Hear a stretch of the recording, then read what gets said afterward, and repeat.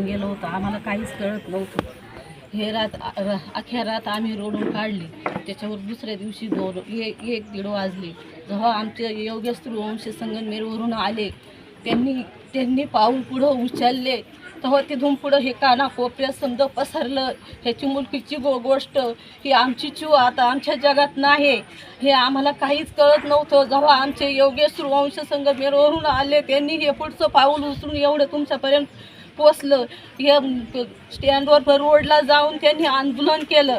तिथून पुढं हे समजा तुमच्यापर्यंत पसरलं. आम्हाला काही त्यातलं कळत नव्हतं. तिथून पुढं हा न्याय आम्हाला आता आम्हालाही कळायला लागलं, कशापासून काय होतं, कशापासून काय नाही होत हे आता आम्हाला कळायला लागलं. नाही ते आमचा अडाणी समाज, आम्हाला यातलं काही पण माहीत नाही, आम्हाला यातलं काही पण कळत नव्हतं. जेव्हा योगेश आमचा आला, तिथून पुढं आम्हाला कळलं का हे काय होतं, कशाने काय होतं. त्या गुंडाला त्याला गुन्हेगार त्याला कडकच्या कडक 8च्या 8 तरी शिक्षा झाली तरी बरं होईल, हीच माझी कळकळीची विनंती. पिंपोंडी गावात जे आमच्या लेकराची निर्गुणपणे हत्या झाली, त्या संदर्भात खरं तर कुटुंबाला भेट देण्यासाठी सुनेत्रा वहिनी पवार या ठिकाणी आल्या होत्या. आणि ताईने सांगितलं की शासनाच्या वतीने आम्ही 10 लाख रुपयाची तरतूद त्यांना मदत म्हणून त्या ठिकाणी करतात आहे, महिला बालविकास कल्याणच्या माध्यमातून. ताईंना मी ही विनंती केली की ताई बिबट्या ज्यावेळेस लेकरून येतं आमचं, त्यावेळेस शासन 25 लाख रुपयाची मदत करतं. निदान या गोष्टीचं सगळं गांभीर्य ओळखून निदान त्या कुटुंबाला 50 लाख रुपये तरी मदत करावी, ही अख्ख्या तालुक्याची म्हणणं आहे, अख्ख्या तालुक्याची मागणी. कारण शेवटी एखाद्या जीवाचं मोल आपण ठरवू शकत नाही, परंतु ही जी काय मदत आहे तुटपुंजी, त्याच्यापेक्षा 50 लाख रुपयाची जर त्या कुटुंबाला मदत केली तर आज ते कुटुंब एक तर मोलमजुरी करणारं कुटुंब आहे. आज हलकीच्या परिस्थितीत कुटुंब जगते. हे आमचे सगळे पिंपळवंडी गाव असेल, आपला तालुका असेल, सगळं आमचा आदिवासी बांधव असेल, आमचं शासनाला हे म्हणणं आहे की त्यांना 50 लाख रुपयाची मदत करावी. ताईंनी सांगितलं की आम्ही मुख्यमंत्री साहेबांशी बोलून त्या गोष्टी आम्ही मदतीच्या त्या ठिकाणी करतो असं त्यांनी सांगितले. 2 गोष्टी आहेत, फास्ट ट्रॅकवर घेऊन त्या नराधमाला फाशी झाली पाहिजे, त्याचसोबत हे कुटुंब पण उभं राहिलं पाहिजे, हे पण महत्त्वाचं आहे. आज ते कुटुंब हलकीच्या परिस्थितीत जगते.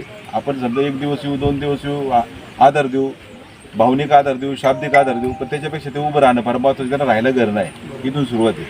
तुम्ही आमच्या सगळ्यांनी भावना ओळखून घ्या. आणि सुनेत्राताई खरं तर पालकमंत्री आहेत, ते सगळं आपल्या मायबाप सरकार म्हणून आम्ही सगळे सामान्य लोक ज्या अपेक्षेने पाहतो, खरं तर 50 लाख रुपयाची मदत त्या कुटुंबाला केली पाहिजे अशी आमची सगळ्यांची विनंती.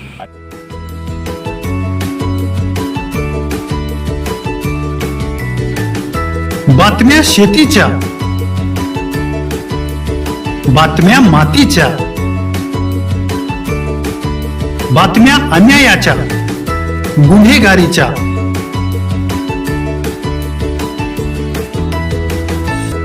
राजकारणाच्या आणि समाजकारणाच्या, शोषणाविरुद्ध बुलंद आवाज, जनसामान्यांच्या हुंकाराची गाज, सत्कार्याला प्रोत्साहन, दुष्कृत्याला अनुशासन,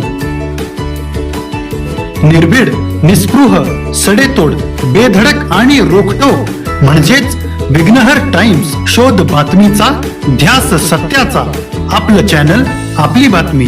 सबस्क्राईब तर कराच, पण बेल आयकॉनवर क्लिक करायलाही विसरू नका.